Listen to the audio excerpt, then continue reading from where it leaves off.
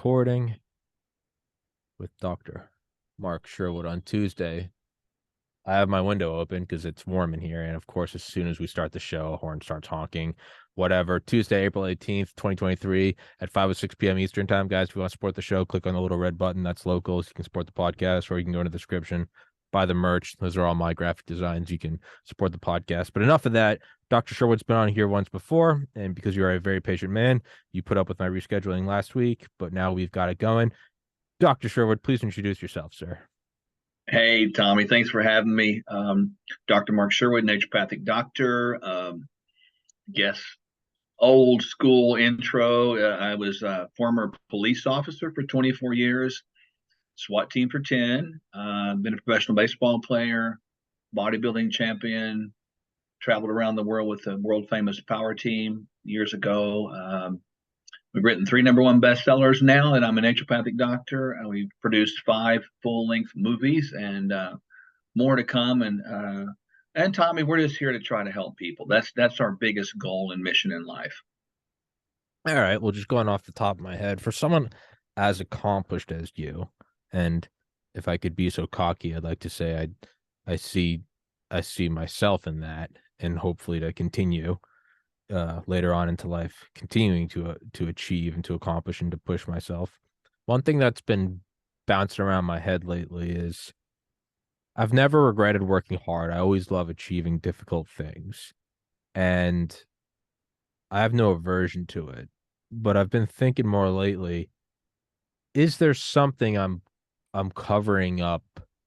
And I don't even necessarily feel this, but just as a thought experiment, is there something I'm covering up by just constantly pursuing and working?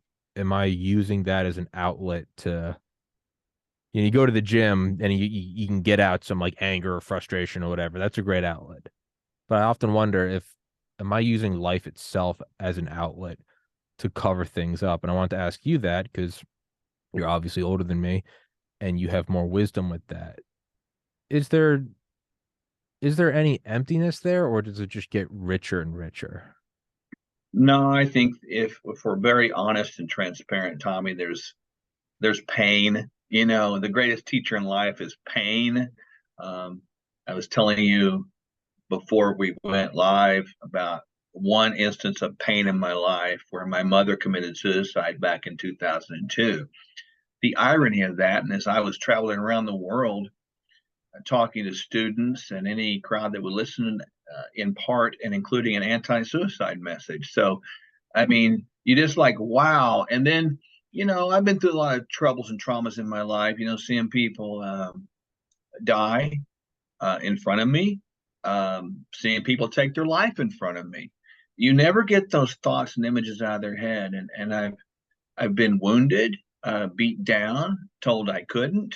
And that's just transparently saying that pain is something we're still trying to band-aid over. And in my own life, I honestly, I wonder what it is that drives me sometimes, because it's like, it's always the next mountain to climb. And I suppose on one hand, Tommy, that's good because you're in the mode of achieving. On the other hand, I'm learning eventually, and I've learned a lot over the last 4 or 5 years to be comfortable in my own skin, that I don't have to prove myself anymore to anybody. So to answer your question in a longer answer based upon a short question, is that probably over the course of time I was trying to prove myself that I could, based upon the times that I was told I couldn't, because I'm not and was not in many aspects the most talented person.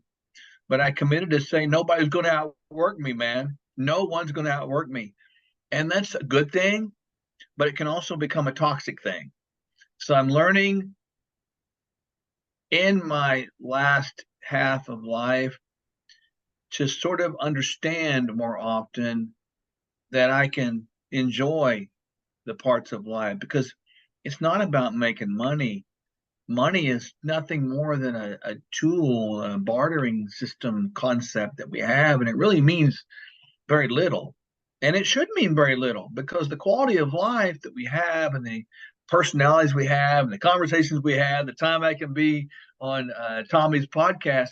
These are gifts, man, and we've got to really understand the unique times that we have. And I'm fully into this moment right now as we have this time, because I realize what I'm saying is listening.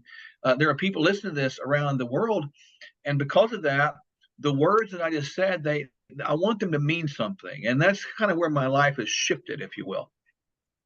Brilliant answer. I like that you're not trying to prove yourself. I definitely I think when I got into weightlifting in middle school and high school, that was for me. I just liked it. I was like, this is Yeah, fun. I love the discipline. I love how it looks. Like I feel great. When I turned as a freshman in college into kind of pre-med mode, that was as much as I wanted to do it, and I was aware of it even then. I was always meathead Tommy. All right, he can do a lot of push-ups, but he's an idiot. he's stupid. Yeah, Yeah, there was something to me that was like, I want to be a doctor, but it was also like, screw all of you. Like, I'm not just going to get an A, I'm going to get into medical school. And I did it. And then, after my brother took his life in 2014, gained a bunch of weight, really just kind of let everything go. I love this podcast. I have more passion for this than I ever did trying to get into medical school. There is still an aspect of proving yeah, where I'm like, I had so many friends write me off as, oh, he peaked, he got into medical school, tragic story, lost his brother. That's the end of Tommy. And lived with my parents for 5 years. All my friends are getting married and having kids, and I'm living above my parents' garage at 30. Like, not cool. And there's still a lot that I can identify. I know for a fact, I can feel it right in my mind. Is yeah, like, I want to succeed, but it's also like I'm gonna prove all of you wrong. And perhaps a good motivator, but I think you are correct that the big picture of that is it's probably toxic, because what do you do once you've proved them all wrong? Then what? yeah. I can tell you from I thought probably Tommy achieving certain things would be good. You've arrived. That kind of thought Yeah. process, man. But that's a hollow thing. I Mm. remember clearly when I was on the power team, world famous power team. There's only probably been less than 100 people in the history of the world that have been on that thing. And I thought to myself that when I get on that power team, I'm going to be able to say that I was one of those men that did that. And I've been all over the world. And I remember really well one day that just kind of taking all that in and saying to myself, and this is not something I'm proud of. I've arrived. But when that happened, a little bit of pride came in, because that's a dangerous step too. You want to remain humble and Hungry. humility, because if you don't and pride comes in, pride comes before a fall. And so there's that.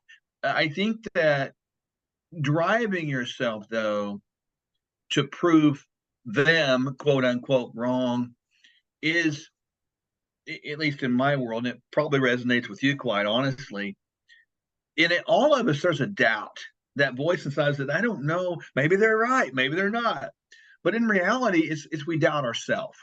We Mm. doubt ourselves, and it's self-doubt that sort of can hold us back or propel you on. At some point in time, though, the acceptance that Tommy's okay and Mark's okay, that's wisdom to get that. It doesn't mean we stop working hard. It doesn't mean we start pursuing dreams. It doesn't mean we stop dreaming and having vision and trying to achieve things. But it means that whatever happens, I'm okay. Mm. I'm okay. Yeah, there's a palpable solidity in that confidence that I would like to think I'm approaching more and more, because I've hit these. I can't wait to get 100 subscribers. I can't wait to get 1,000. I can't wait to get 10,000. I can't wait to have a video that breaks 1,000, 10,000, a million. I can't wait to break 100 episodes, 500. All these great things, and it's very good to push yourself. I am a big believer in that. But there's also like it's arriving at like a really cool hotel room, like a just a the king presidential suite, but you're by yourself. Yeah. It's beautiful, and you're very proud of yourself, and you're like, dude, you did it and you proved it to yourself, and that's great. And it's, a good moment with God and all that good stuff. But then you're just sitting in like a really cool penthouse, but none of your friends are there. And you're Yeah. like, this is cool, but it's empty. And I've found that even just today meditating, I was like, what do I like at the very core? Not what do I want to improve or impress other people with? I was like, what do I want? And I'm finding more and more that I need to pursue a life that isn't just, I can't just define myself by my GPA or how many push-ups I can do or the podcast. Then it's more and more like, what am I truly, what is that when you get in a hot shower and you just go, oh, like I want that feeling of like, I don't care who's looking at it. What is that? Is that a relationship? Is that being a better brother or a son or a friend? I want that. And I feel like I can pry your mind because you've done everything. And I can sort of almost, if I could be so cocky, I feel like I'm reaching into the future and having a chat with probably a good estimation of what I imagine I will continue to do is just work and do things. Well, And I hope that it is your future and more. And I can say that to you sincerely, because um, everyone that I speak to that happens to be less senior in age on planet Earth than I am, have had less birthdays. Um, I've learned this over time, and probably this is probably in the last 5 years. I believe that I'm called to sort of be a father figure to many, in that way, and I trust that that's happening even as we converse. At the same time, too, to your point, and I think that it's very poignant to people to understand this. People that are high achievers are people that lead the way. They're people that are not afraid to take risk. They're people that are not afraid to take chances. They don't do it because it gives them a thrill. They do it because it has to be done to see if it can be done. And that's all good. But leadership means there's a lot of lonely times out there where there's like, damn, I'm here by myself. What mm-hmm. the crap is going on? And I almost equate it to standing on the front edge of the Titanic. Remember the Yeah. Leonardo DiCaprio standing there like this, with his arms wide open, and it, the wind and the waves, and you're cutting that trail through the ocean. And my wife and I have kind of felt like that a lot of times, because they're like, man, where are the people, man? We're here at this great resort or whatever, and it's like I want people around, but I don't want people around, and because I don't want them to waste my time Mm-hmm. because I'm not going back there. I don't have time for that. I need to drag you out here because out here this is the future. This is where you need to go. But then you have that moment where you look back. And if you have the courage to look back, you look back at the waves on the left and the right that are Yep. residual back there. And you realize that you had the blessing of being part of that Mm. change. And that is something that both my wife and I are probably in the middle of the exploration and realization process now. Okay. Do you feel that there's any is is compromise a form of surrender, or is it being pragmatic? And by that I mean addressing every little feeling I have of, well, once I've mastered this and mastered that and mastered that, you kind of go further and further inward, and it's to, personal relationship with God, consciousness, what is the nature of being. And sometimes I go, you know what? It might just be the human condition that there is a feeling of emptiness. And you know what? The vast majority of people that have ever lived on this planet have had a worse life than me. And part of me goes, you're not going to understand every feeling. Be happy that your limbs work, that you don't have cancer, that your rent is paid, that I'm not in a bombed out city. And if you feel lonely or unfulfilled at times, hey, that's the least of your worries. But then the other achiever part of me is like, yeah, but that's a loser mindset to go, well, we can't win it all. Part of me is like, no, you can. You can reach like total oneness with God. What are your thoughts on that? Is it being realistic to go, hey, just enjoy it for what it is? Or Um, is that shirking the will to go for gold? I think winners, leaders never stop striving for excellence. Leaders and winners never stop winning. That's why they're known as winners, and that's why they're known as leaders. Compromise is not okay because we're really in this. It's a war, if you will. It's a war of battle of self, right? And this inner war. If you just give up, life can kind of run over and control you. If you don't give up, you'll control life. Life that you need to live, but life doesn't need to live on you. It's kind of like an interesting dichotomy there. And we have been completely blessed. And that's a realization we must understand. Man, I wasn't born in a country that has bombed out cities. I was not born to a family that lived in the middle of a desert away from a city. There was no running water. Um, we are blessed people, and people that have been given much, much is required. And if we look for rewards on this earth as the sole purpose for existing on earth, we're going to see that shortness there. I have to always bring myself back to the idea of who God is to me, and He brought me here. He made me. He selected me. He plucked me out of eternity to have me have this conversation right now with Tommy. I mean, how cool is that? Yeah. And I think about that from the broad standpoint, Tommy, and I think, man, we're pretty darn fortunate. And you're right. We need to count our blessings every day, and God forgive me when I don't, because sometimes when we don't, we're just getting plumb selfish. That's what it boils down to. And self-centeredness is not about selflessness. Self-centeredness is not about leadership. No, that's about egoism and narcissism. And boy, there's a lot of that in the world today. Hmm. We need to live our lives for a higher purpose, a higher cause that is really bigger than this world. It's really leaving a legacy of hope for people. Hmm.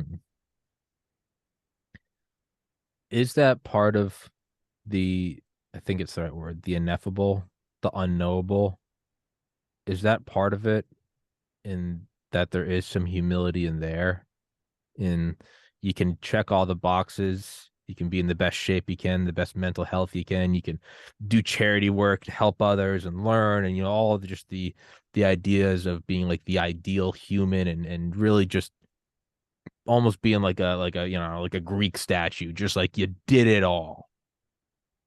Is there something to also understanding that next to nothing, that you have a vague idea of God and the cosmos, and that you are still, even the most accomplished people in all of human history are really have just climbed up the first stair of the pantheon of just eternality?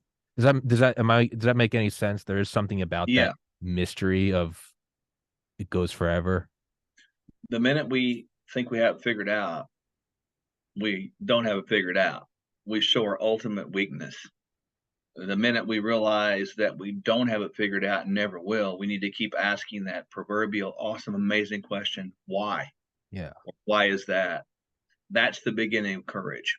And that's the beginning of humility, to know that you don't have it figured out. And I know a lot of stuff about a lot of things, and even with the human body, um, but I don't know everything. Tommy, there are people that come to us that I've worked with around this world, and I've seen some amazing things. They get better many, many times. Probably most of the time, I kind of know why. But there's sometimes I don't have a clue. I don't know why they got better. I just know they got better, and I am okay with that. I don't need to know that. Now, that doesn't stop me from asking for what I believe is the most valuable thing that we should be asking for, and that's called wisdom. Tommy, I ask for wisdom every day. And the Bible talks about the passage where if you ask for wisdom, it will be granted unto you. And I have asked for wisdom and do ask for wisdom, and I want more wisdom every day. because for me, eh, the ability to have wisdom gives me the perspective that I can look at information and knowledge and occurrences and situations and people and circumstances. And I can know with wisdom what is good about that, what is not good about that, and have true discernment.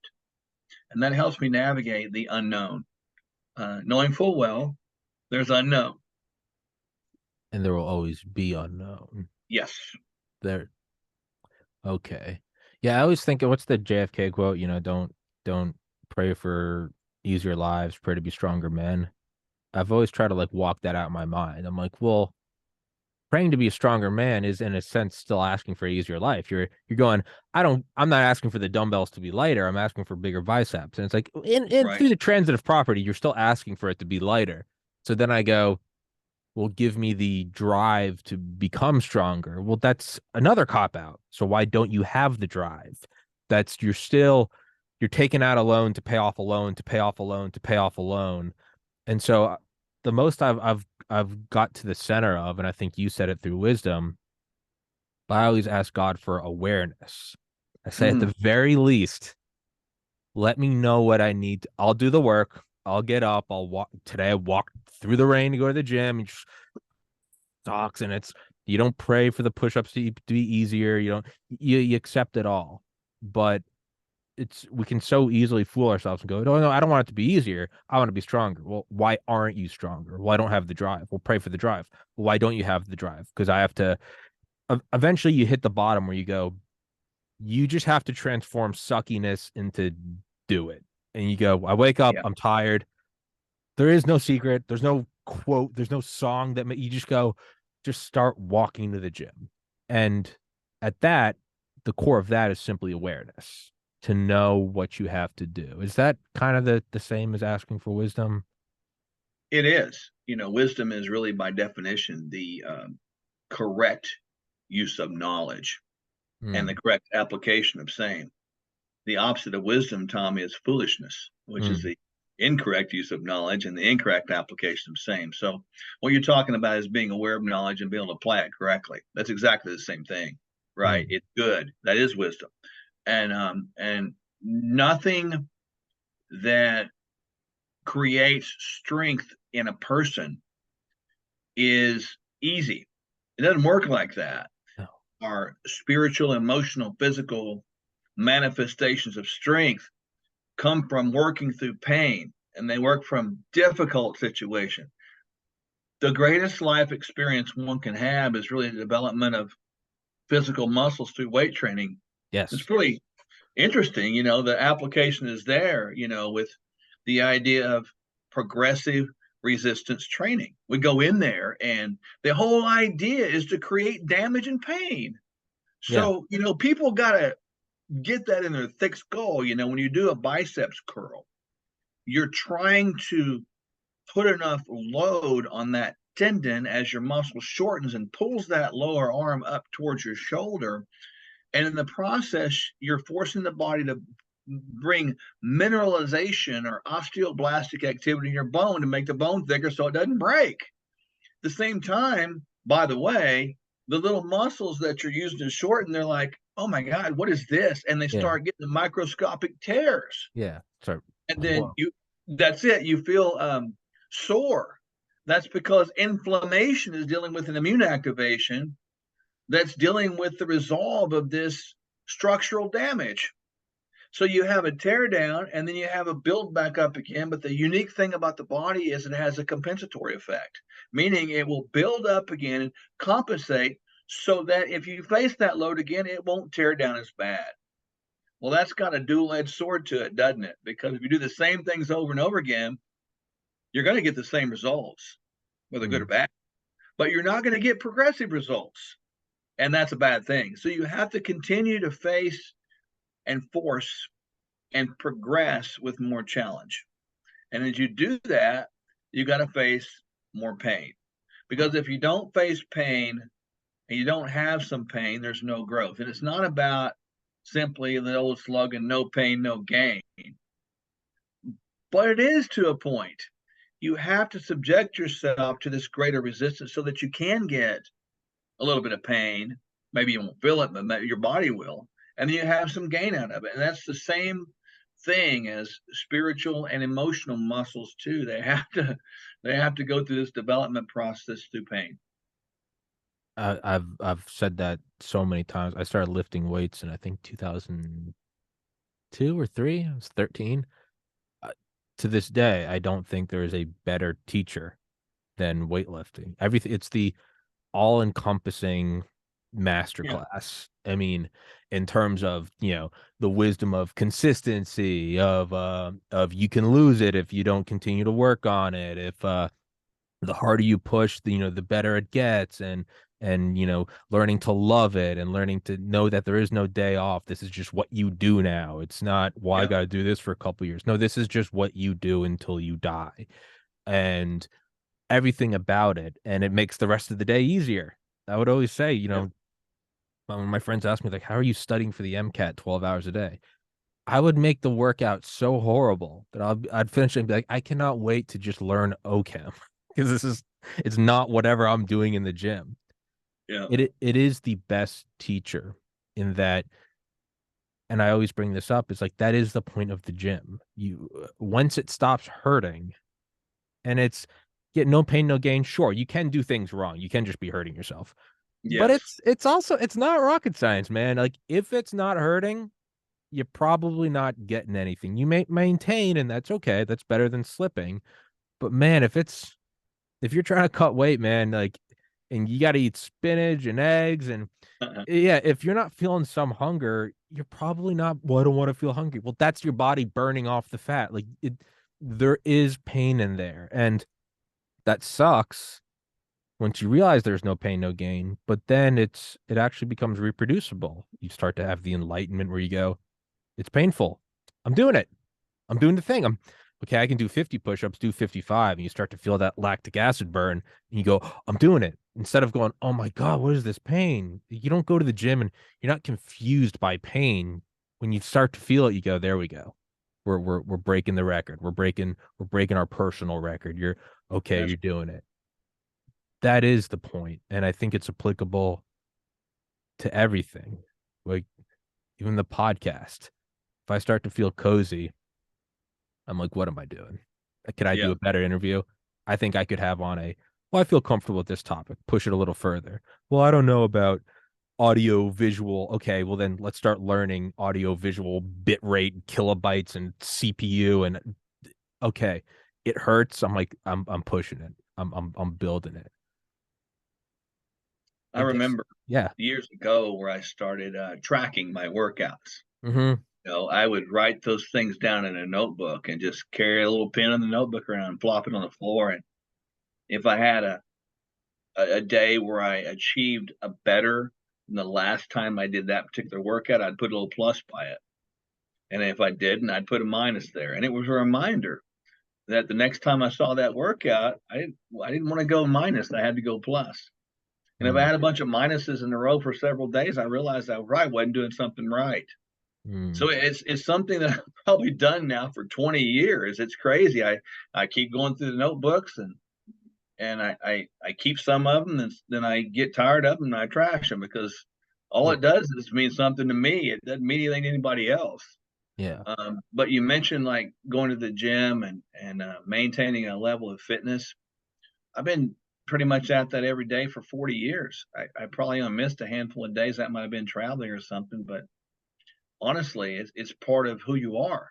Mm, It's part of what you do, and it's part of just the fabric. And to me, that I remember too.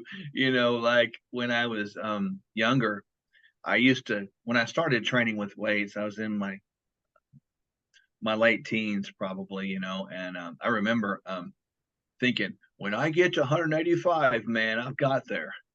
Then I remember thinking, if I get to 190, I've got. Then I 200, that magic 200 number, and then you do the same thing with the amount of weights you lift. And the arrival date never happened, and the satisfaction of like I'm done now never arrived.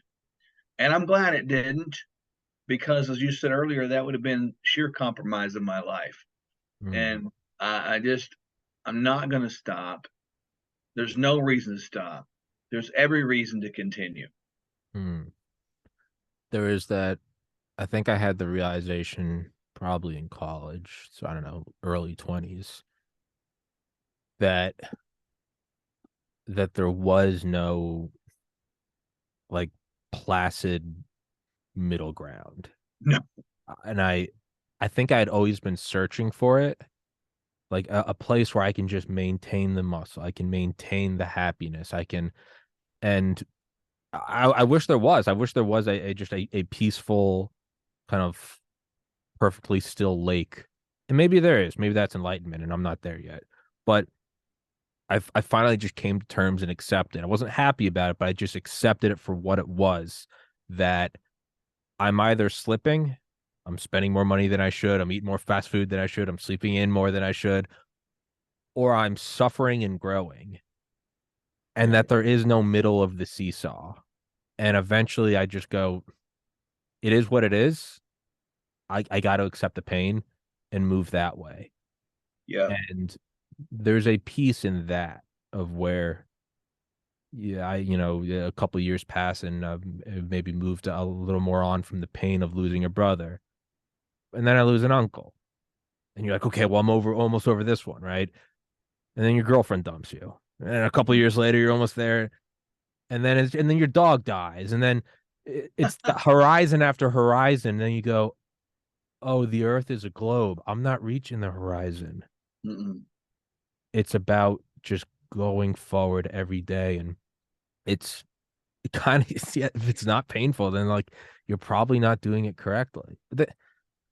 What is that then? Is that just like one of the ineffable mysteries? Like, well, then why is that? Why is the nature of reality that no pain, no gain? Is that something that we just throw our hands up to and go, it is? I don't know. Life is never a promise to be easy. And Okay. I don't believe it's supposed to be, quite honestly, because if you look at our purpose in life, people have different purposes and different calls and different missions, different professions, however people want to frame that. But within your purpose, your job is to be the best Tommy you can be. My job is to be the best Mark I can be, and no one can be Tommy, and no one can be Mark.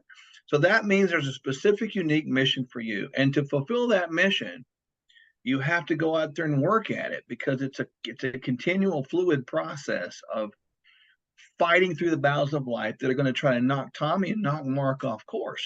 Hmm. And you got to be so locked in that you don't back down to it. Because if you choose the narrow road of being a leader, of being a counterculture, a world changer, a world influencer, whatever the case may be, you're choosing a road that is less traveled, and that road is never easy. I mean, you look at that from just a simple nature standpoint. A road less traveled has more weeds on it and more rocks, Yeah. and it's not beat down. It's not clearly a pathway, and it's hard. Sometimes you got to climb over things. Sometimes you got to dodge things. Sometimes you might fall down and you got to get back up again. The wide road is so wide and smooth. Everybody's on that. Dude, I don't want to be on the wide road.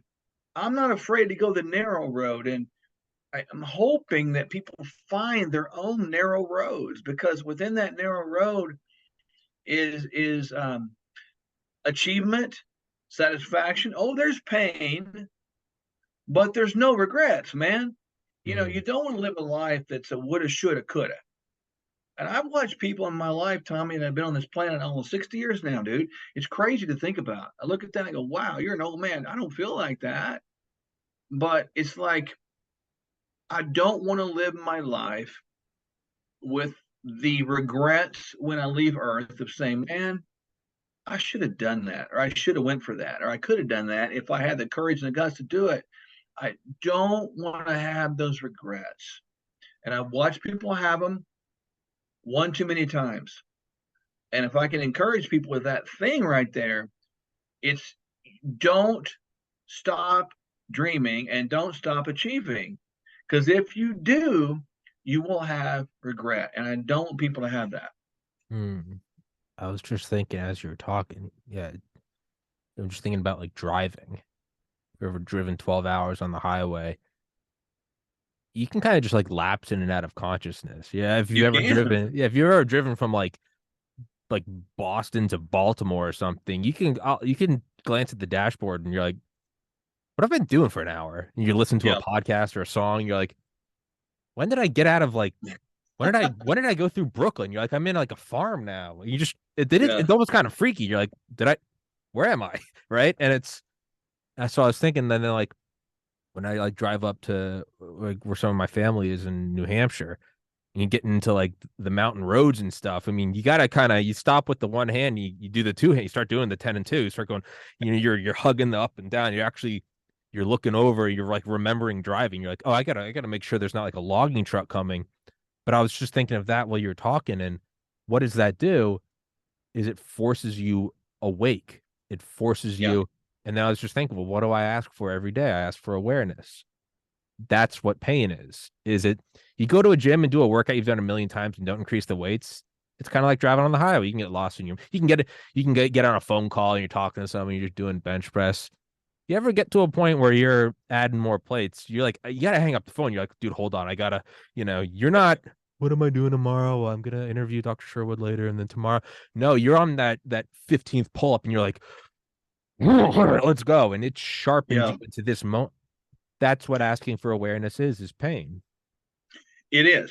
And there's, if people want the medical terminology for that, it's neuroplasticity, Okay. right? The brain in its neuronal communications, using neurotransmitters between our neurons and those synapses, the more as a child we can learn and do and achieve and so much because the brain is like so plastic and able to maneuver in all different areas because they have to be thinking, they have to be aware at all times. It's Mm. not automatic, right? As we age, we sort of fall into these routine things that we do every day, and our neuron communication gets closer together and more focused, more narrow. And what is wired together will fire together. But in the process of getting routine where we're not thinking and being aware anymore, we lose the capacity of doing and achieving new things. And it's not that the brain is incapable, and it's not that the brain can't remain plastic, but the brain gets very rigid. And you watch people, Tommy, as they age, you watch them, their world gets smaller, they travel less, they do less things, they don't like to break habits because it breaks their comfort zone. But the only way to get out of that is to get out of the comfort zone and become uncomfortable, which is a good thing, and it makes you think.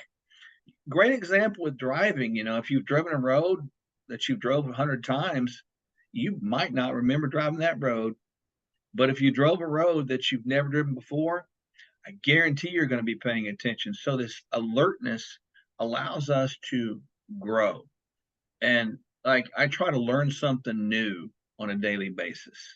I try to learn a new skill, a new subject, a new system of the body that I'm not that familiar with. A new thing about the Constitution or our founding fathers, and then try to expand the horizon in different areas. And I think it's very healthy. To your point, we've got to maintain that neuroplasticity. Hmm.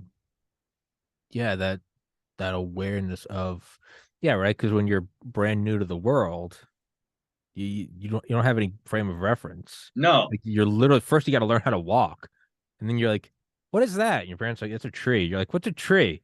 They're like, "It's a yeah, thing that makes oxygen." You're like, "What's oxygen?" And like you're constantly. It's like how they say the best way to learn a language is to go move to the country, and totally not. immersion. Yeah, yeah. My older brother does that. That's how he learns.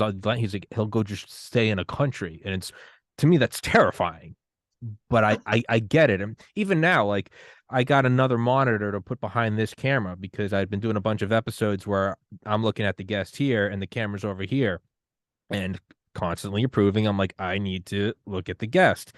And even now, I'm like, well, this one's a Mac, and I don't even know what that is. And even in the last 2 days, I kind of feel like I'm back in like a baby seat of the podcast. I've done 1,100 episodes, but in the last 2 days, I'm like, I actually have to be aware. I'm like, all right, Mr. Sherwood's here. This thing's here. That thing's there. and I'm right back in it. And the purpose of it is to grow, but it does sharpen you back into awareness and the ability to change and remain fluid, which I guess that is the spice of life. That's where the pleasure of it comes in. Is I listen. I started like 2 years ago. Every day I decided I'm listening to an hour of an audiobook a day, no matter what. This is 10 years after college. Right now, Wow. I'm listening to Guns, Germs, and Steel. It's like a 30-hour audiobook tome of the history of man. I'll be honest, a lot of it goes over my head, but I love that I'm learning stuff that I never knew about in a million years because you just get a little nugget. And as soon as it's over, as soon as this 30-hour audiobook's over, I got another one lined up that I don't want to listen to, but I'm gonna listen to it. Well, you're challenging yourself, which is good. And in the challenge of that, you do get stronger, and that's challenging your mental or your faculties that you have. And there's no question that the wonder and the awe of the creation of the world and mankind and the curiosity we have, curiosity is really the birth of science, isn't it? Hmm. And it's like, why is that? I want to know why that is. And it's nothing more than hypotheses after hypotheses after hypotheses. Well, I think that this means this, and let me see what I can do to prove that. And if it's true, that's rest, and that's called science. And then if it's not true, oh, well, I guess that's not true anymore. Let's keep moving, right? And so all the inventions and the technology we have and the advancements we have, even the ability to do a podcast is based upon that very thing right there. Somebody had the dream somewhere and said, I wonder if we can do this. And Hmm. somebody else probably said, I bet you can't. Yeah. And the people that achieve things are those that'll say, well, I'm going to go for it and see what can happen. Yeah. So kind of, and this is where we'll approach something where we won't be able to find an answer, but it's just we're throwing around all these ideas.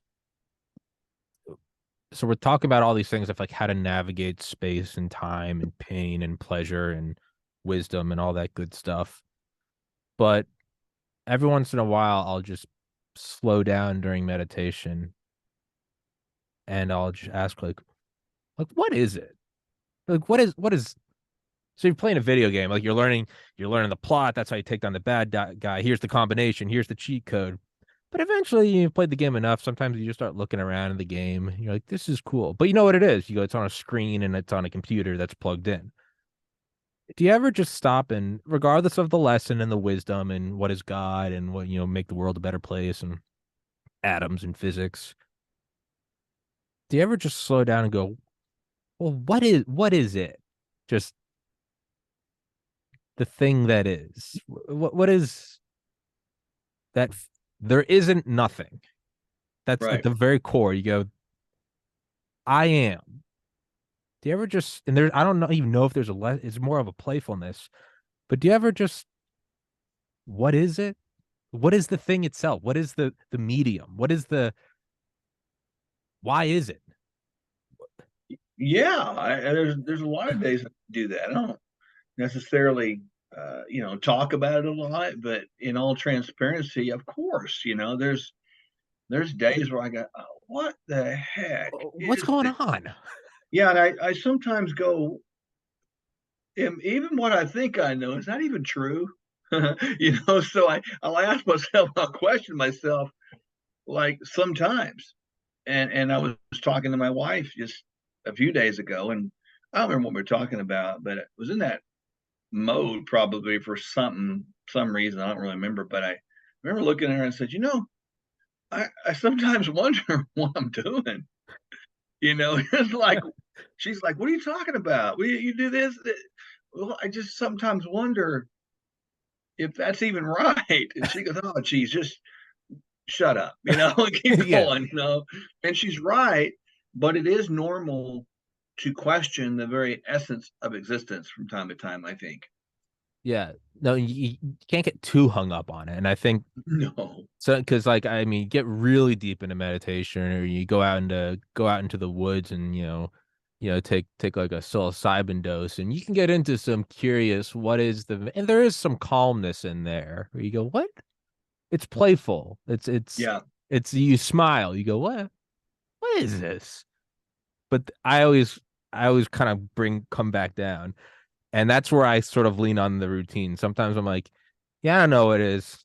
Just go to the gym, just turn on the audiobook, just do the thing. But there is, yeah, you go, what am I even doing? It's like, well, Tommy, you're doing a podcast. No, no, no. I mean, what am I Yeah. doing? Well, we're talking about pain and growth and move. No, no, no. What is this? And I think you could sit there forever and contemplate it and you'll never know.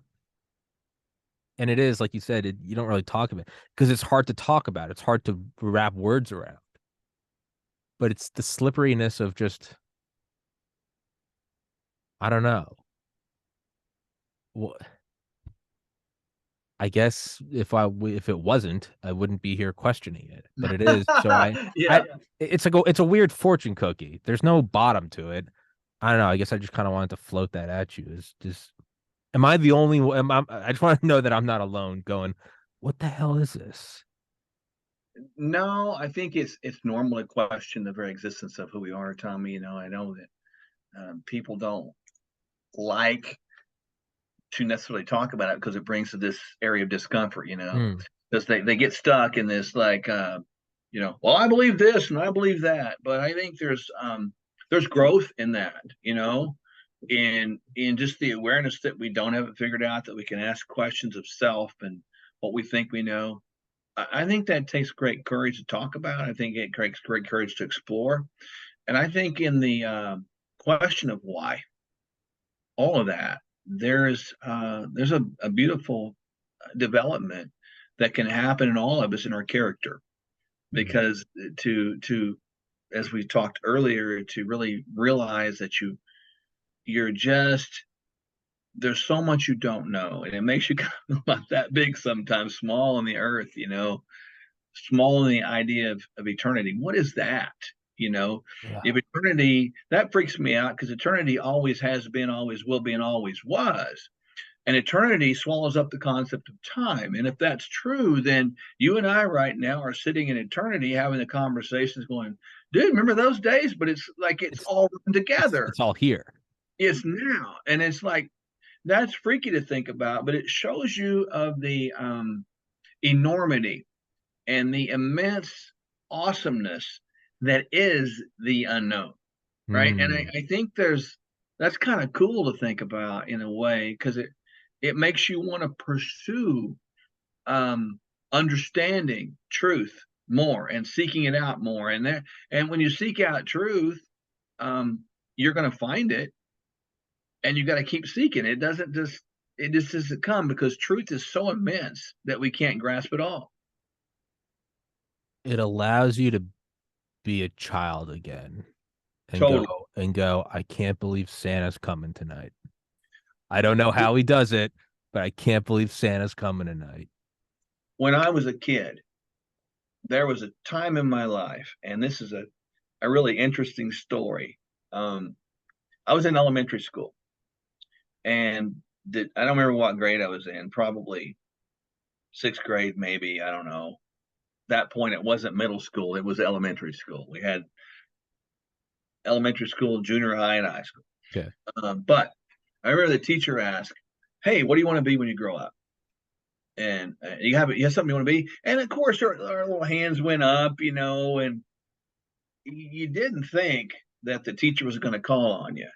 Not really. But when they did, it was like, uh-oh, you lock up a minute and you just say the first thing that comes to your mind. And I remember she called on me and I said, well, I want to be a professional baseball player, and I said that. And of course, some other kids laughed at me because I wasn't the best baseball player on my team, but it's okay. Right. And so, anyway, to make a long story very short, she had all of us in the class take a little piece of paper out, a little piece of paper, and she had us write down on that paper what our dream was. And she said, I want you to put that in your pocket and I want you to hang on to that paper until your dream comes true. Okay. So I believed her, man. I did. I don't know if anybody else did or not. And I put that paper and I kept it for all those years. And I got my driver's license several years later and put it behind my driver's license. And I kind of forgot about it. But I remember clearly when I was in the country of Australia and I was in the middle of my short but realistic professional baseball career. It hit me one day, dude, that paper. And I went back and I got my driver's license out and I pulled it and I couldn't find it. I was like, where'd that paper go, man? I want to see if that's still there. And I turned my driver's license over and it was stuck to the backside of my driver's license. And the paper was white and then it was a little bit like yellowed, right? Yeah. And I peeled it off there real neat and I looked at it and there in my little sixth grade elementary block print were the words, I will become a professional baseball player. Dude, that was like this time where I was like, dreams can come true. And all you have to do is believe like a little kid, Yeah. can I really do that? And probably in a sense, that wonder and awe of really, is that really possible has been kind of a little bit of a underlying driving force, probably. There is that there is that sort of like innocent, almost naive, but also indescribably optimistic kind of like Totally. in your like, and I come to terms with it by saying like it's okay to have dreams that you keep to yourself. You like Totally. it's you don't if you know it's gonna get shot down, you don't need to bring it up. And it's that doesn't mean be a softy, but it's like I have my own dreams with this podcast where it's like sometimes that is the beauty of like the child is like you're not letting anyone else ruin your idea. There's a great quote and it's privacy is power. People can't destroy what they don't know. And Well, none of their business either, yeah, well that right? too.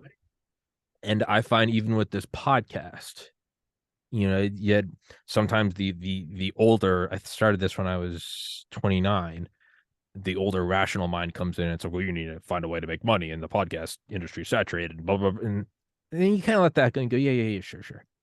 And then you have the like kind of little kid imagination of like, what if I just kept pushing and you keep it quiet? It's like a little tiny fire. You shelter it from the wind and the rain, but you just keep it there. And like you said about the baseball player, I'm not there yet, but more and more, every once in a while, I'll stop and I'll be like, I remember when I was just really excited about the idea of this making $1, and now I'm like, it pays for my rent, and I'm like, this is insane.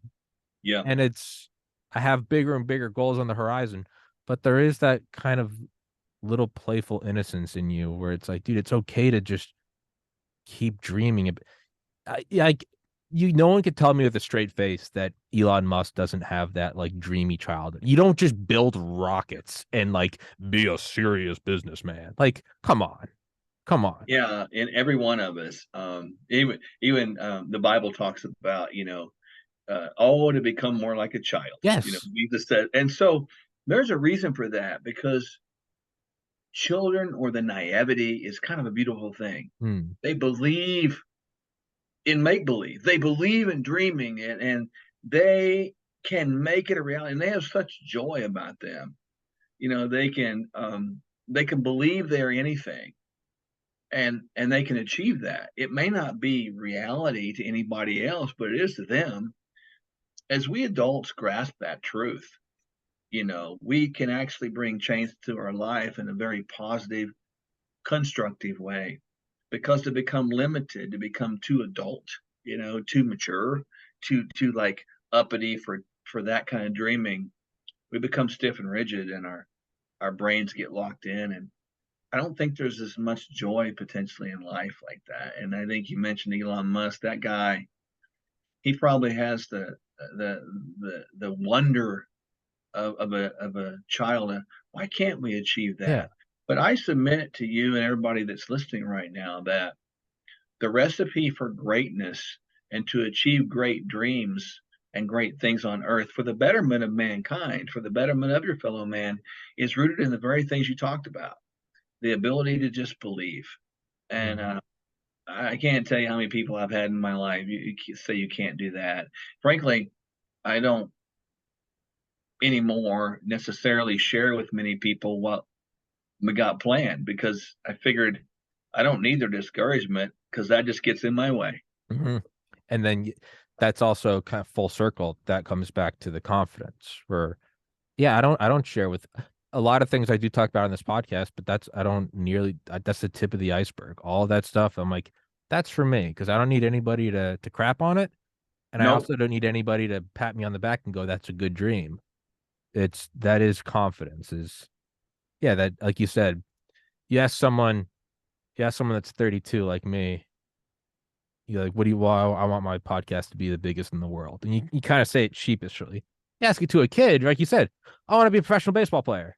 Yeah, It's just full the confidence of like the best looking guy on campus that just goes up to a girl and is like, "Do you want to go get a drink?" Like he doesn't even yeah. bat an eye. It's just his heart No. rate doesn't even go up a beat. It's just like, "What's up?" Like you want that confidence of like Yeah. a child has it. What do you want to do? Like I want to have rockets take off and land. You didn't even bat an eye. You just that's what I'm gonna do. I I don't know. care. We'll figure it out. I don't. That's what it is. I needed this talk. Thank you. I will. It I'll send you a check for the therapy. no, it's good, man, because like in encouragement, there's power in that, man. What is that? That is like in filling and infusing someone else with courage. Hmm. And there's something about that that happens when people have heart to heart talk, and it becomes very uh, granular. It just happens. It's organic, and that's beautiful. And that's why your podcast is going to continue to be appealing to people because it's an organic conversation that pulls out the deep meanings and deep uh, personalities of people and life in general. And people can take what they get and what they learn and they can apply it to life. And Hmm. it becomes a benefit. So it becomes an anchor for many people, which is like seeds being planted that are going to grow. And so, I think your dream, I think it's awesome. And I Thank think you. it's going to be a cool thing to be a part of seeing it occur. Thank you, sir. Yeah, and that's the other thing is I know it's a good podcast when I forget we're doing a podcast. When I just feel like I'm like, why am I on a Zoom call with this guy? I'm like, oh yeah, I'm doing a show. Like, oh, people are watching Yeah. this. Like, I just forget about it entirely. That's yeah, and then also there's the aspect of vulnerability as the guest and the host each kind of putting your poker chips out and being like you're being Mhm. more and more vulnerable. The potential for the conversation to get better and better, the ceiling increases, and not once you realize you're like, oh, we're just in this like happy, safe space of just throwing ideas out and talking about being a kid. I mean, it really can just explode into anything. And that is Oh, beautiful. I appreciate it, man. I needed this. I you're welcome. genuinely I needed this conversation today. Thank you. You're welcome. I always appreciate you having me too, man. It's good. Thank you, sir. And again, thank you for your patience with the rescheduling last week. And in the description, I have all of the websites and links you gave me last time. So, guys, if you want to check out more of Dr. Sherwood, go into the description. Dr. Sherwood, you don't have a choice. I would love to have you on here again. Oh man, you just reach out. I'm in. I just appreciate what you do, and it's an honor to know you, man. Thank you. You as well. It really is.